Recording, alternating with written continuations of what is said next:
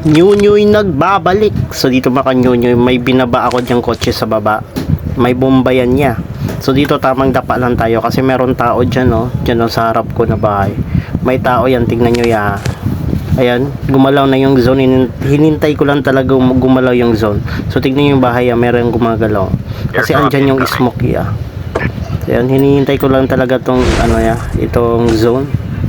Tapos ang nasa isip ko dito ya, kukunin ko yung kotse, tapos drivean ko, pagkatapos iiwan ko ya para sakyan niya. Okay? So yung plano ko ya. So hindi na ako nagdalawang isip dito mga kanyang. Siyempre pinuntahan ko na yung sasakyan natin na merong C4 ya. So ayan, bumaba na ang pogi. So yun, nakita nyo naman niya sa kotse mismo ya. Ayan o, merong umiilaw-ilaw. Ayan, may bombayan niya, di ba? So dito, pagkapunta ko dito makanyo, ayun, tumakbo na pala siya, oh. Ayun, oh, nasa gilid.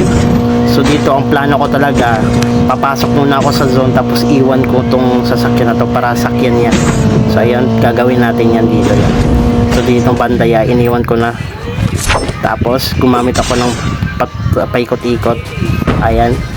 Ayun, nagtapo na siya ng smoke makanyo nyo, eh. Siyempre sasakyan niya yan. So tignan nyo, ayun, sinakyan niya na. So dito babanggain niyo pa ako pero hindi pwede yan. Ano ka, swerte boy. Ganda ng plano ko boy, no? Sinakyan ko yung sasakyan, iniwan ko sa'yo, sinakyan mo naman, babanggain mo ako pero hindi mo ako nabangga.